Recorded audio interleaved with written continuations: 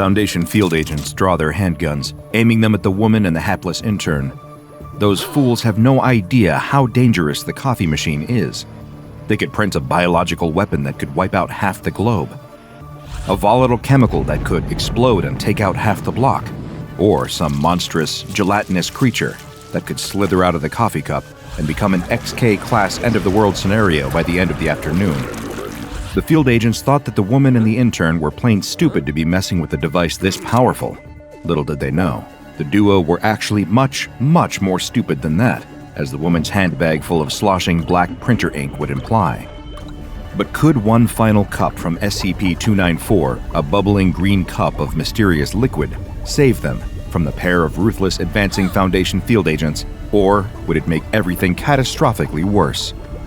And to think, it had all been so normal just a few hours ago. The intern tells her that they're being watched.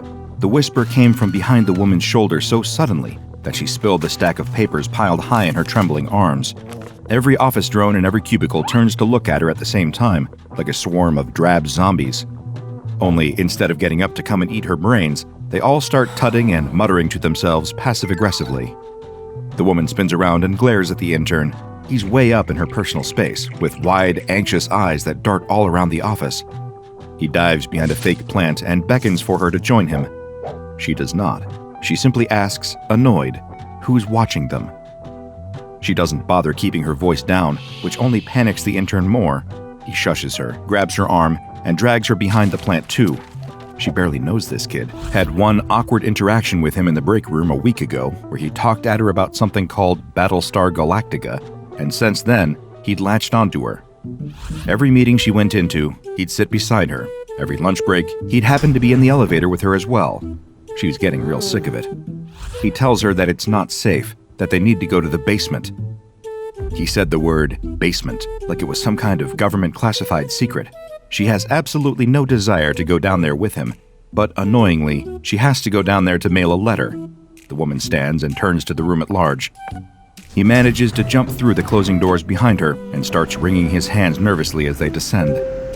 The doors open, he checks that the coast is clear, and then takes off quickly down the corridor. Refusing to be a part of this whole charade, the woman walks extra slowly behind him. The basement's dusty. No one ever really comes down here anymore. All it is one long corridor with the elevator on one side with some emergency stairs and a coffee machine on the other. Halfway along, there's a trash can and a mail chute. That's it. It seems like the cleaners don't even really bother with this part of the office. The pair of them stop by the coffee machine, the woman leaning against it with arms folded, the intern running nervous hands through his hair. "We've been infiltrated." The woman laughs at how seriously this kid is taking his little conspiracy. Infiltrated? They work for an asset distribution and holding logistics company. Even she doesn't really know what they do here. What could anyone possibly hope to gain through infiltrating this place? The intern nods his head sideways so subtly she totally misses it the first time around. He does it again, more obviously. The coffee machine? He's nodding at the coffee machine, like a maniac. The woman strides off back towards the elevator, tossing her letter down the mail chute as she goes. The intern is calling out after her, babbling away about covert agents, hidden cameras, and corporate espionage. She just lets him talk as she hits the button to call the elevator. In a desperate attempt, he seems to change tack, asking her if he can get her a drink from the machine. She laughs. There isn't a drink in the world that will convince her to entertain this conversation. The elevator arrives. The doors slide open. The intern says that there has to be something. The woman looks back at the intern. For some reason, he looks genuinely serious in his offer. She lets a dry smile spread across her face. She asks for lemonade, freshly pressed, homemade, from her hometown in Arizona. 2 spoonfuls of sugar, ice, and a sprig of mint. But to her surprise, as she steps into the elevator, the intern seems to take the whole set of instructions in his stride, punching them into a keypad on the coffee machine. The woman hits the button for her floor just as the drink starts pouring out of the machine into a paper cup. That's strange. It does look like lemonade from here. A sprig of mint drops into it as the doors start closing. The intern snatches up the cup and rushes across to her, but he's too far away. The doors are closing. The woman jams a foot in the door, and they open back up again. The panting intern stands in front of her, holding out the cup. Large ice cubes, a light fizz, and a sprig of mint. No way. She takes a sip and a wave of nostalgia washes over her. Memories of childhood summers, of a world happier and brighter than this one, full of laughter, joy, and beauty, where grass tickled between her toes, the summer breeze gently cooled her back, and the sun lit up the world before her with warmth and hope. The woman looks up at the intern, surprise on her face. That is, without question, hand-pressed lemonade from her hometown in Arizona. How had he done that? Did that coffee machine really stock lemonade? She marches over to it and stares at the machine, taking in all the details. For all intents and purposes, it looked like any other coffee machine. It's just a regular old silver and black box that you'd find in dreary offices across America. Except, actually, there is something strange about it. It has a keyboard. Not just a number pad, but a full-size QWERTY keyboard with an enter key right there. The screen simply says, "Enter your order now." The intern is at her shoulder, still glancing nervously back along the corridor. No one's here. Yet. Feeling a little ridiculous but unable to deny the cup of lemonade in her pocket, the woman types out the first drink she can think of. Coffee. The intern laughs at such a boring request and tells her to use her imagination. So, she does. It takes a while, she hasn't used her imagination in years. Working in a place like this, there's little reason to ever get it out of its cage. After a few seconds of thought, the most exotic thing she can think of is vanilla milkshake. She hits the enter key. Immediately a paper cup drops into place, and out of the nozzle pours a thick, milky liquid with tiny black flecks in it. She takes a sniff, takes a sip, and then takes a gulp. That's a milkshake, no two ways about it. And a pretty good one at that. She laughs and turns to the intern. This is the most fun thing to happen in this office since Keanu Reeves almost came into the lobby, but then realized he was in the wrong place. She'll have to tell everyone about this upstairs. It'll be the talk of the office. But the intern grabs her arm as she goes to leave and pulls her back. There's a very serious expression on his face. Without a word, he pulls her back over to the machine and starts typing. Gasoline. Without hesitation, a new cup appears and out pours a shimmering fluid that hits the woman's nose so quickly she can identify it straight away. Covering her nose, she stares at the cup incredulously. Why would a drinks machine be able to dispense something like that? The intern is fuming with himself. That cup of gasoline stinks to high heaven. If they're being watched and suddenly start walking around the office holding a cup of gas, they'll be found out in an instant. That reminds the woman. Wait, so who is it who's following you? He first noticed it 3 weeks ago. Being an intern, it was his job to hand out the mail to everyone in the office. In a business spanning 13 floors, he was one of the only employees to actually regularly visit each floor. Most people would go to their same desks every day, sit next to the same people, then go home, blissfully unaware of the hundreds of others sitting above and below them. But not him. Every morning, the intern would do the rounds, going from bottom to top floor one by one, handing out the post to each cubicle. Only a handful of people bothered to talk to him, and so he really noticed all of a sudden when one of them stopped showing up to work. A mother in her mid-50s, stable life, stable marriage, she'd always been very warm towards him. But one day, when he rounded the corner, she was gone, replaced by a man in a very neat pressed black suit, dry cleaning tag still hanging from the collar. Not thinking too much of it, the intern had gone about his week a little sadder, but generally unconcerned.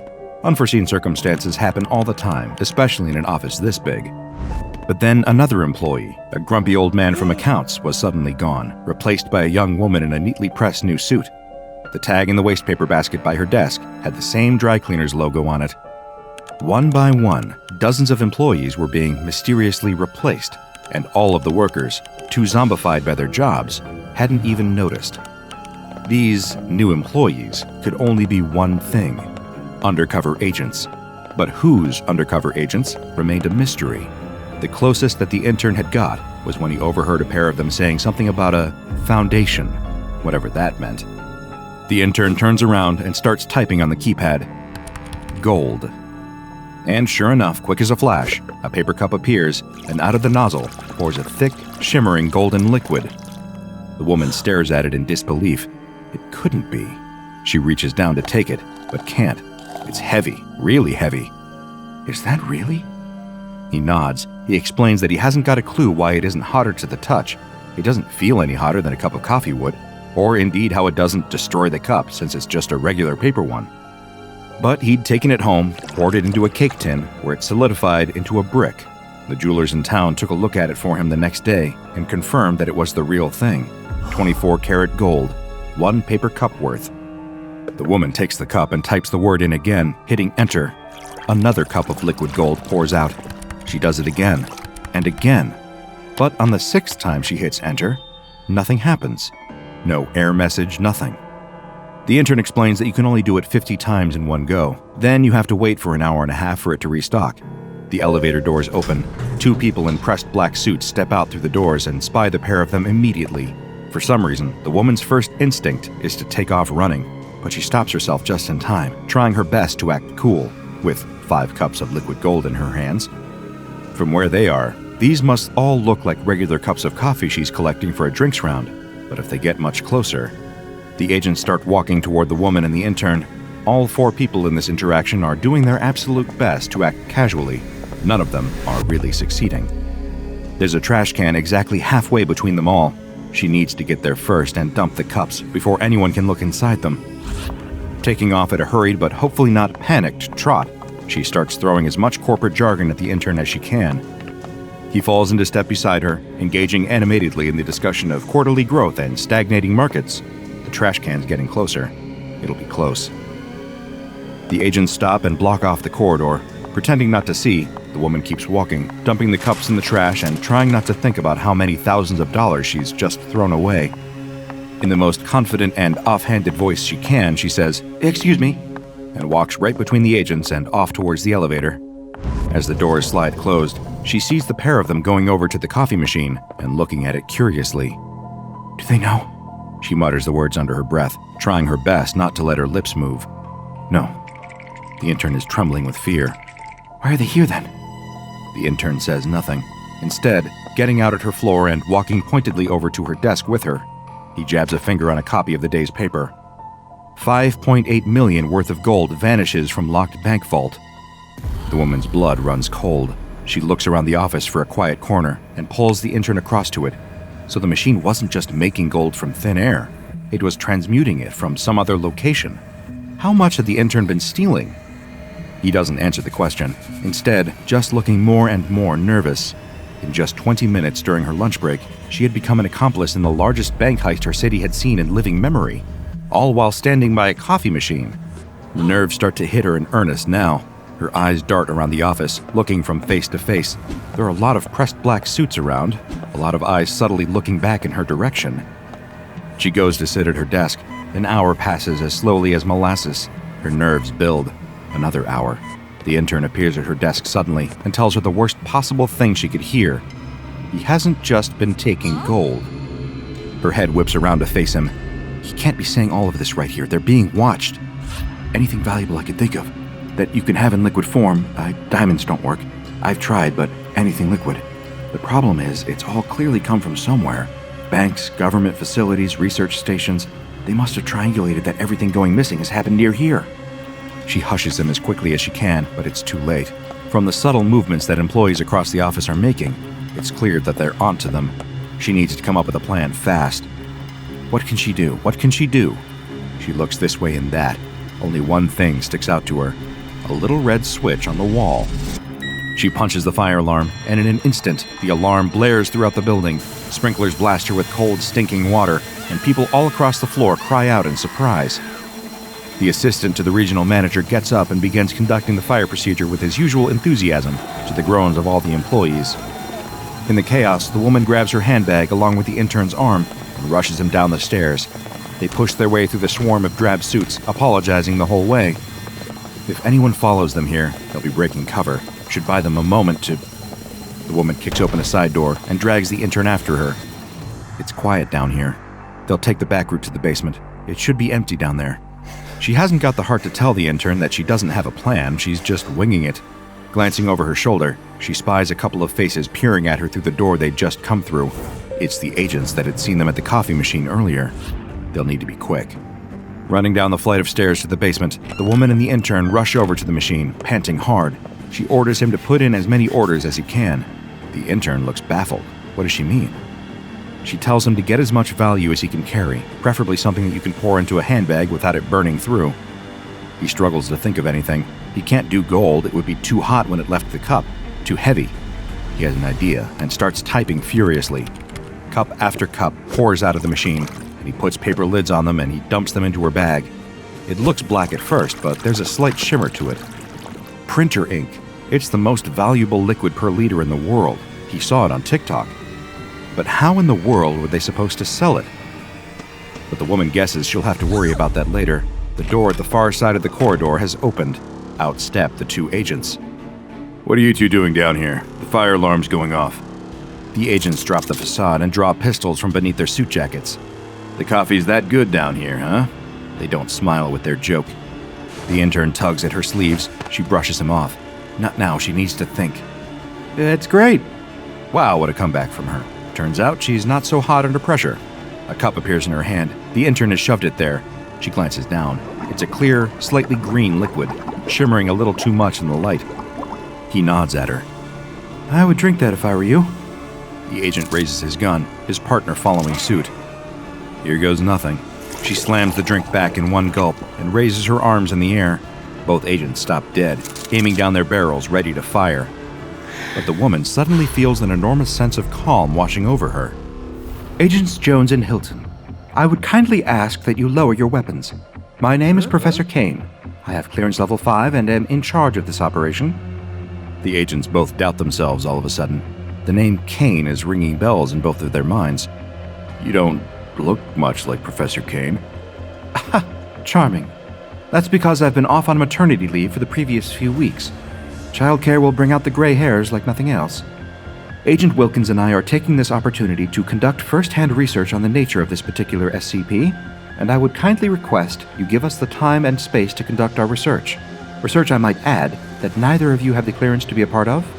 The two agents look sheepish. They glance at each other, then holster their weapons. With mumbled apologies, they hesitantly make their way back towards the back stairs. As soon as the door closes, the woman swivels round and looks at the intern. What on earth had he given her? The machine answers her question. 1 cup of knowledge of the entire secret operation. They grin at each other, the intern taking a sip of a matching drink for himself. The knowledge entered both of their minds. They had 5 minutes to get everything they could from the machine before those 2 SCP Foundation field agents realized what was happening. The intern looks concerned. How are they going to get all that gold out of here? How are they going to get out of here? The woman grins, pours herself a cup of gold, and tosses it down the mail chute. "I reckon that looks big enough for the both of us, don't you?" Now go and watch another entry from the files of DrBob, like SCP-674, the exposition gun makes Nintendo real life.